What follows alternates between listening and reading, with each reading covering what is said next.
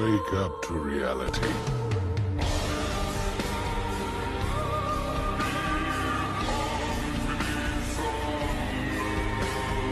You've probably seen a video like this. A German soldier gets humiliated. Then it cuts to German troops in Paris. The message is simple. They got revenge. But history isn't one moment. It's a chain reaction, built over 20 years after World War I. The main players were the victors, especially France and its allies, trying to prevent Germany from ever becoming a threat again. On the other side was Germany's new democracy, the Weimar Republic. Behind that government were millions of ordinary German civilians living with defeat, shortages, and anger.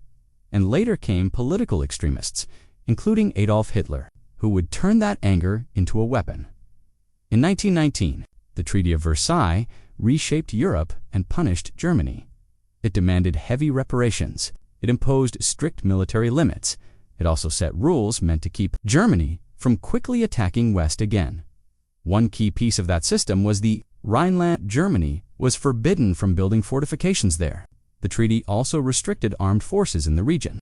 Stretching across the west bank of the Rhine and a strip to the east, Allied troops were allowed to occupy parts of the Rhineland for years. For many Germans, this wasn't just politics. It felt personal. The Treaty of Versailles sets the post-war order 1923 to 1925. France and Belgium occupied the Ruhr, Germany's industrial heartland. After disputes over reparations deliveries, the last Allied occupation troops leave the Rhineland. March 7, 1936, Hitler remilitarizes the Rhineland, openly breaking the post-war restrictions. June 14, 1940, German troops enter Paris. June 23, 1940, Hitler visits Paris for a short victory tour. Biggest pressure points were inside Germany, in the Rhineland near the French border, and in the Ruhr, packed with mines, coal, and factories. When the Ruhr was occupied in 1923, German workers resisted mass strikes. Passive resistance. The situation escalated into a national crisis. Why does this matter? Because humiliation wasn't just a feeling, it had consequences. The Ruhr crisis, combined with wider post-war instability, helped push Germany toward disaster. The value of the German mark collapsed in the early 1920s.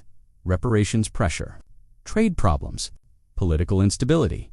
Daily life became a scramble to survive. This is where extremists thrive, when people feel poor, cornered, and ashamed. A simple story, "they did this to us," becomes powerful propaganda. Hitler didn't invent the anger, he exploited it. So how do we get from post-World War I occupation footage to German troops in Paris? Step by step. First, the post-war settlement restricts and pressures Germany, especially in the Rhineland. Then the Ruhr occupation explodes into a major economic and political shock. In 1936, Hitler breaks the rules by remilitarizing the Rhineland, testing whether anyone will stop him. And finally, World War II, in 1940. France collapses militarily. Paris is declared an open city to avoid destruction. German troops enter on June 14th. Days later, Hitler comes to Paris briefly, touring famous landmarks as a victory symbol. So, no, Paris didn't fall because someone kicked a soldier in a street. Paris fell because of a long chain treaties, occupation, economic collapse, propaganda, and then war.